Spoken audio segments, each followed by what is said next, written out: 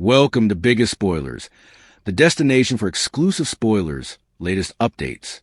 General Hospital spoilers and updates indicate that Sonny Corinthos is set to disrupt the regale date between Jacinda Bracken and Michael Corinthos. The mob master will respond to this evolving justification love, so let's bandy what lies ahead. Michael is determined to strengthen his alibi. The former occasion when Michael and Jacinda tried to enjoy an affable evening together, Nina Reeves tried to stir up trouble by bringing Wiley Corinthos into the blend. Nina was caught off guard when Michael introduced Wiley to Jacinda, choosing to embrace his relationship rather than retreat from it. Michael is completely devoted to strengthening his justification and has truly been delighting his time with Jacinda.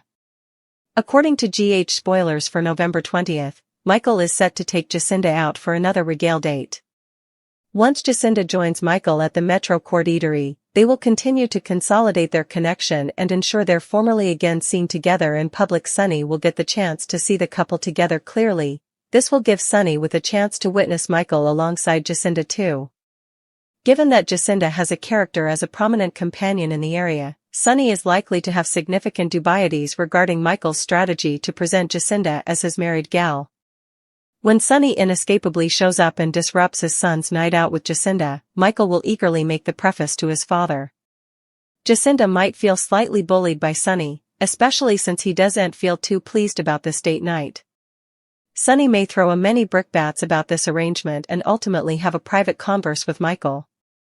Michael thinks this is the stylish plan while Michael believes this is the optimal approach to avoid trouble. Sonny might not partake that confidence. Sonny could question whether Michael can authentically trust Jacinda, but Michael will presumably assert that he can. Given that Michael and Jacinda have begun to form a real connection, he may assure Sonny that Jacinda is secure and won't let him down.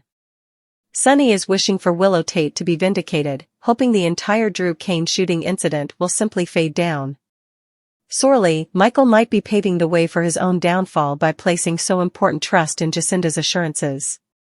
Harrison Chase is determined to blow Michael's alibi. Harrison Chase is determined to blow Michael's justification, and is formally probing if she was with another customer that night. Jacinda asserts she was alone in her hostel room after separating from Michael, yet there's a strong possibility she was indeed actually with a customer.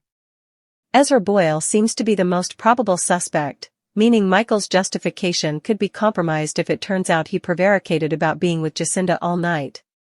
General Hospital spoilers indicate that Sonny might have a feeling that this Jacinda justification situation is bound to go amiss. General Hospital spoilers tease that Harrison Chase is about to crack the justification Michael Corinthos had with Jacinda Bracken for the night of Drew Kane's firing. Still, the Bobby Moore watches reverse since his friend has developed a new subcast of darkness since returning to PC this once spring. It's inarguable that Rory Gibson has done an astral job as the Michael Corinthos recast and presented a veritably different side of the character suckers haven't seen ahead. When it comes to this Drew firing plot, Michael seems to know further than he's telling everyone and has been relatively regular with his moves. Michael returned to City in May, after recuperation for his backs incurred during the firebombing incident at his father, Sonny Corinthos' extension, and has been different. He fought for his life after catching fire, while his marriage was exploding, and being down from his kiddies converted Michael into a new character, Bone.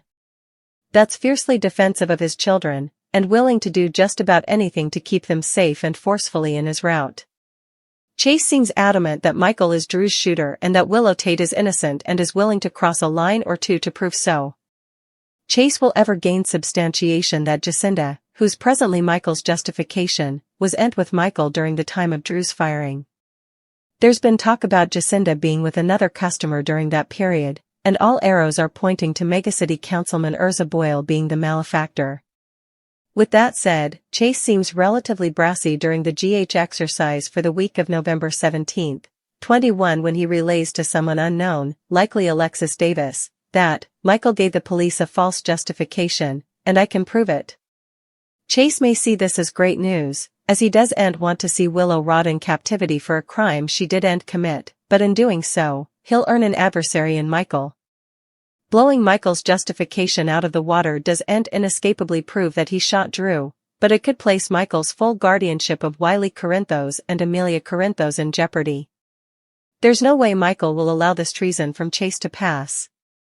Chase is conducting this disquisition for the PCPD, and in numerous ways, poking the way he could bring him his emblem. Michael has the plutocrat and power to strike hard against Chase in ways the Bobby can't indeed sound. There's no mistrustfulness that Michael will take end at Chase's job, and he could use Aurora Media as a way to strike. Chase is also Michael's kinsman's husband, so Michael could also produce massive swells in his marriage to Brooke Lynn Quartermaine and potentially destroy it. The two are super near, and there's a chance that Michael will use this as a way to get back at Chase. General Hospital spoilers suggest that effects are bound to get unattractive in the Q-Mance, so suckers will have to continue to tune into the ABC Cleaner to see how poorly Michael will avenge against Chase once he finds out what his Bobby friend has done. In the high-stakes, shadow-drenched world of Port Charles, where secrets are the currency of power and family is both a shield and a target, a single revelation can act as a lit match in a room filled with dynamite. The upcoming drama promises a true baptism by fire for the Corinthos family, a searing trial that will test the very foundations of loyalty, love, and identity. As encouraging words of a newfound connection are whispered, they are swiftly drowned out by the thunderous echo of angry threats from both within and outside the family fortress. The central, earth-shattering catalyst for this impending chaos is a paternity secret of monumental proportions, the discovery that Jacinda Bracken is, in fact, Sonny Corinthos' long-lost daughter. This revelation does not arrive as a gentle dawn but as a violent earthquake, threatening to fracture alliances, dismantle carefully constructed alibis, and pit father against son in a devastating conflict where the ultimate prize is truth, and the cost could be the family itself. The alibi and the architect, Michael's calculated gambit.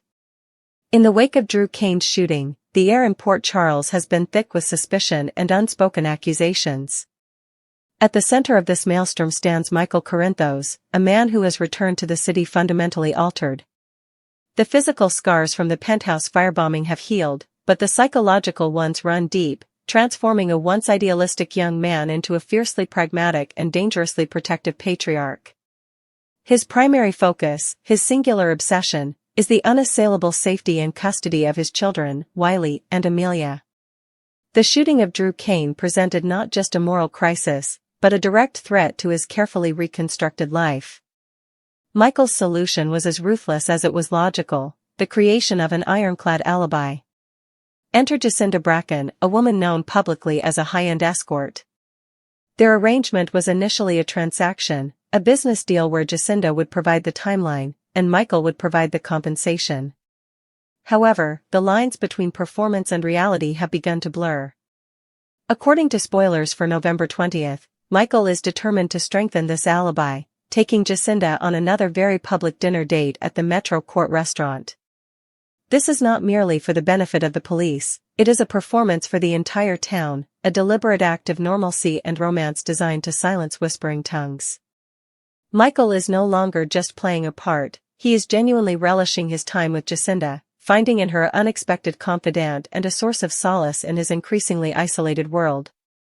He has begun to trust her, to believe in the connection they are fabricating for the public, convincing himself that their partnership is the optimal strategy to shield his family and navigate the legal peril surrounding him.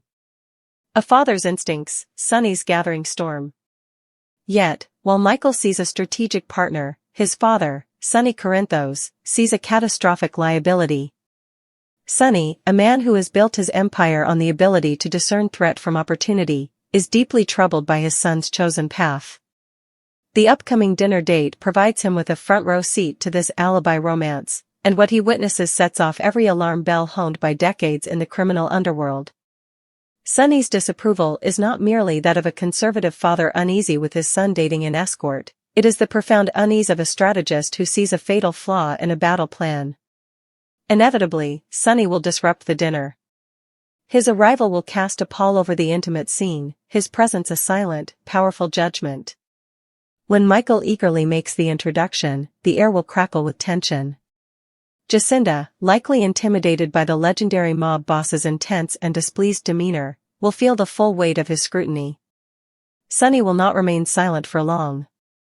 He will likely throw verbal barbs, questioning the arrangement with a thinly veiled contempt, before pulling Michael aside for a private, and undoubtedly heated, conversation. In this private chat, Sonny will voice his core concern: trust. Can Michael genuinely trust a woman whose profession is built on discretion and performance? He will question the wisdom of placing his entire future, his freedom, his custody of his children, in the hands of someone with such a fluid relationship with the truth. Michael, defensive and convinced of his own course, will push back. He will assert Jacinda's trustworthiness, perhaps even revealing the genuine connection they've formed, insisting that she will not let him down. But Sonny's instincts are screaming. He wishes for Willow Tate's exoneration and for this entire Drew Kane nightmare to simply fade away, and he fears that Michael, in his desperate attempt to control the narrative, is blindly paving the way for his own spectacular downfall. The unraveling thread: Chase's relentless pursuit of truth. Simultaneously, another threat to Michael's carefully laid plans is gathering force, and it comes from a place Michael least expects: his own cousin by marriage, Harrison Chase. The police detective is operating not on official police business, but from a place of deeply personal conviction. He is adamant that Willow Tate is innocent and that Michael is the true culprit. This belief has become his obsession, driving him to cross ethical and professional lines in his quest for justice.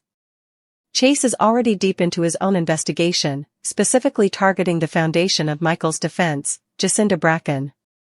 He is digging into her whereabouts on the night of the shooting, skeptical of her claim that she was alone in her hotel room after parting ways with Michael.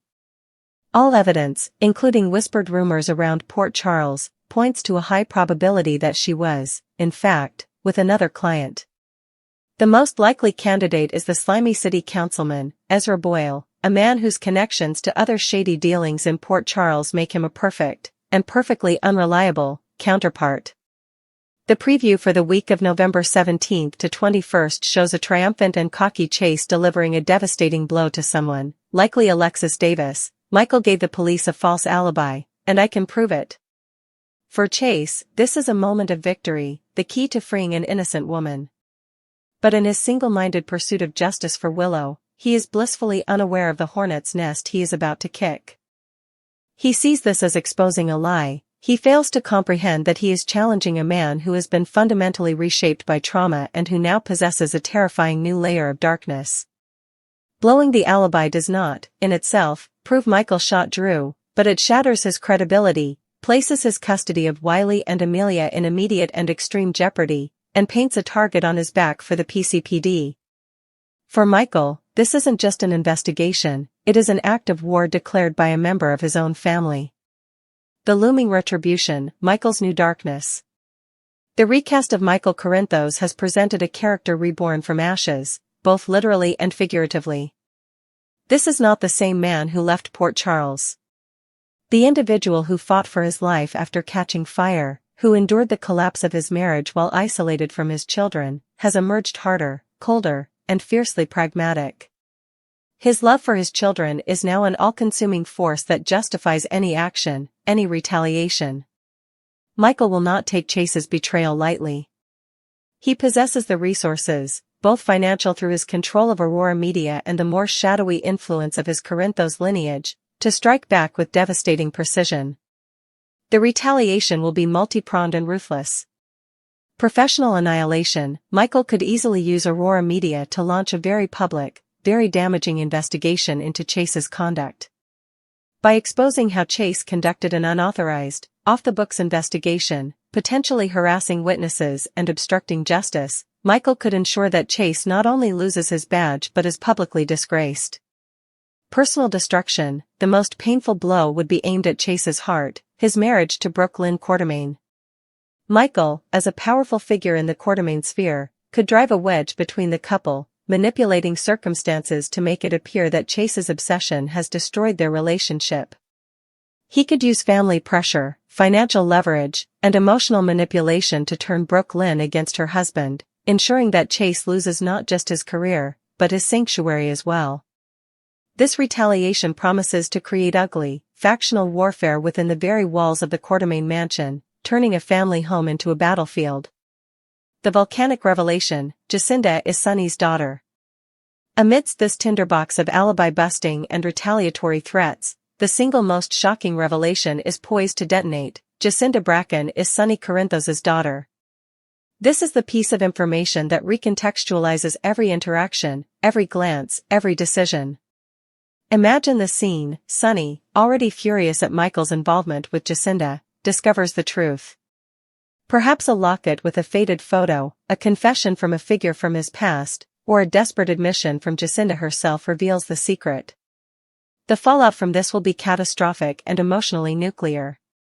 For Sonny, his protective, disruptive behavior at the dinner date is instantly reframed. It was not just a mob boss's suspicion, it was a father's primal, unconscious instinct roaring to life. His anger at Michael will transform into a horrified, volcanic fury. The thought of his son, in a romantic entanglement with his daughter will be a level of psychological torment Sonny has never before experienced. All of his power, his wealth, his influence, will be channeled into one goal, separating them immediately and absolutely, and claiming the daughter he never knew he had. For Michael, the foundation of his entire world will crumble. The woman he has come to trust, perhaps even developed genuine feelings for, is his half-sister. The shock and disgust will be paralyzing. His entire alibi strategy is not just compromised, it is rendered grotesque. The public and private humiliation will be unimaginable. Furthermore, his war with Chase will instantly become infinitely more complicated, as the entire context of his relationship with Jacinda is now a deeply shameful family secret that must be contained at all costs. For Jacinda, she is thrust into the heart of Port Charles's most powerful and volatile family. Is she a pawn? A victim? A willing participant? Her motivations will be scrutinized.